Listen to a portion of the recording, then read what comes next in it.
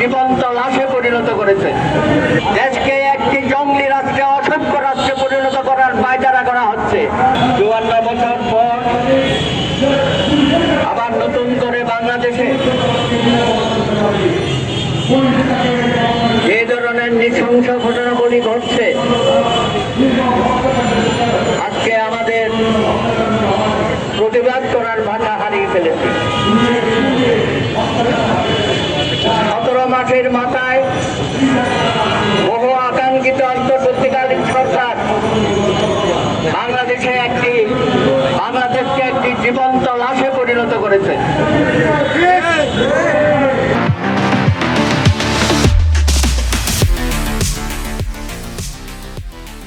একের পর এক ঘটনা ঘটছে। কোন ব্যাপারে আমরা তার মধ্যে,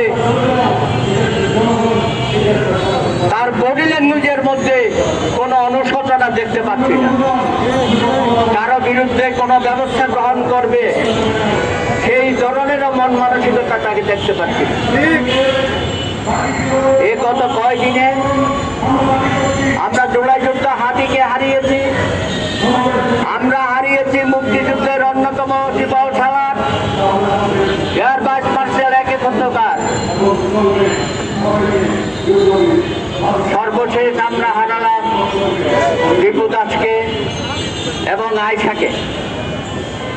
এইভাবে প্রতিনিয়ত প্রতিদিন একের পর এক হত্যাকাণ্ড পরিচালিত হচ্ছে। দেশকে একটি জঙ্গলি রাষ্ট্রে, অসভ্য রাষ্ট্রে পরিণত করার পায়তারা করা হচ্ছে। আর আপনি বলছেন আপনাকে নাকি কেউ কেউ মন্ত্র দিয়ে গেছে, সেই মন্ত্রে উদ্বুদ্ধ হয়ে বাংলাদেশকে সরকার করার জন্য আপনি মাঠে নেমেছেন। সারা বিশ্বে আজকে আমাদের ভাবমূর্তি পূর্ণ করা হয়েছে। আপনার উপদেষ্টারা বৈধজন থেকে শুরু করে স্বরাষ্ট্র এবং অন্যরা নানানভাবে এখানে ষড়যন্ত্র করছে। আজকে ত্রিপুরার তো একটি না ঘটনা, গত কয় মাসে এরকম অনেক হত্যাকাণ্ড হয়েছে। বাড়িঘর লুটপাট করা হয়েছে, অগ্নিসংযোগ করা হয়েছে, ব্যবসা প্রতিষ্ঠান ধ্বংস করা হয়েছে। প্রথম আলোর মতো শীর্ষ বাংলা দৈনিক সংবাদপত্রের উপর হামলা করানো হয়েছে। আমি বলবো হামলা করানো হয়েছে। ছায়ানট এবং মুদিটির উপর হামলা করা হয়েছে। বাংলাদেশ থেকে সমস্ত রকমের সাংস্কৃতিক কর্মকাণ্ড চিরতরে বিনষ্ট করার পায়তারা শুরু করেছেন।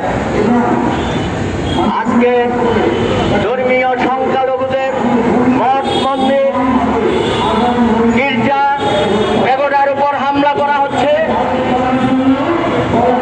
এবং হিন্দু সম্প্রদায়কে একটি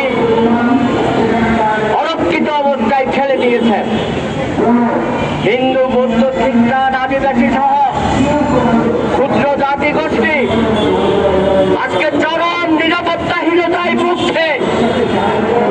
12ই ফেব্রুয়ারি নির্বাচন, এই নির্বাচনকে সামনে রেখে ব্যাপক জনগোষ্ঠীর উপর ভয় ভীতি সঞ্চার করার চেষ্টা করা হচ্ছে। আজকে যারা মাঠে এই ধরনের কর্মকাণ্ড করছে তাদের বিরুদ্ধে কোনো ব্যবস্থা গ্রহণ করেন নাই। আইন শৃঙ্খলা বাহিনীকে বারবার প্রশ্নের সম্মুখীন হতে হচ্ছে, কেন আপনারা নীরব দর্শকের ভূমিকায় পালন করছেন? যারা ঘোষণা দিয়ে এই ধরনের হামলা, ভাঙচুর, লুটপাট, হত্যাকাণ্ড পরিচালনা করছেন, আপনাদের নাকের ডগায় এই ধরনের ঘটনাগুলো ঘটাচ্ছে, আপনারা গিয়ে সেটা থামাচ্ছেন না, তাদের বিরুদ্ধে কোনো ব্যবস্থা গ্রহণ করেন নাই। দীপুকে যেভাবে জনতা পিটিয়ে মারল এবং তারা সন্ত্রাসী গোষ্ঠী এবং যেভাবে আগুন দিয়ে তার পুরো শরীর ঝলসিয়ে দিল, এটা বাংলাদেশের জন্য লজ্জা।